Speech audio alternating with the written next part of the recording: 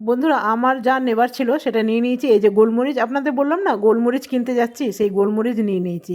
এখানে সারা বাজারে কিন্তু আপনি এইরকম গোলমরিচ দেখতে পাবেন প্রত্যেকের কাছে। আর এগুলো হলো আনারস, শিলংয়ের আনারস। শিলংয়ের আনারস যা খেতে ভালো না, দারুণ। চোখ বন্ধ করে আপনি নিতে পারবেন, মানে সব কটাই এতটাই মিষ্টি। তো ডিম নিতে এলাম, দেখলাম কি ডিম প্রায় শেষ হয়ে গেছে। ওগুলোও ছিল মুরগির ডিম, আমার দরকার ছিল হাঁসের ডিম। তবে জানেন এই আসামে অনেক রকম মানে সবজি আছে যেগুলো আমি জীবনে খাইনি। এই যে দেখুন, এগুলো নাকি তিতা তিতা সবজি, মানে করলার মতন খেতে। এই যে দেখাচ্ছে দেখুন, ছোট্ট ছোট্ট। সেই জন্য আপনাকে দেখালাম। প্রচুর এরকম সবজি আছে যা আমি কখনোই দেখিনি। তো এখানে আছে নারকেল, যেহেতু আসছে তিল সংক্রান্তি, চারিদিকে নারকেল, গুড়, আর আপনার চিড়ে মুড়ি কি নেই, এইসবে বাজার ভর্তি। আর এই যে দেখুন দেশি মুরগি, দেশি মুরগির কিলো 450।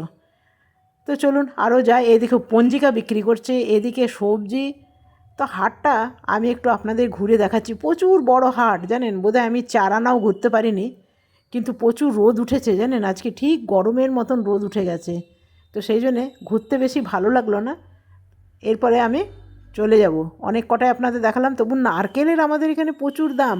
আপনাদের ওখানে কীরকম দাম আমাকে অবশ্যই জানাবেন।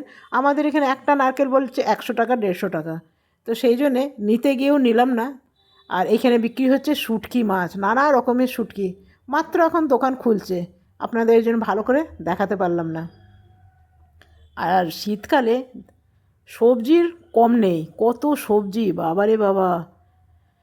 আর মানুষ সবজি ছেড়ে কিন্তু মাছ মাংস খায়। এই সময় শীতকালেই কিন্তু সবজি খেতে হয় জানেন, সারা বছর তো ভালো সবজি পাওয়া যায় না।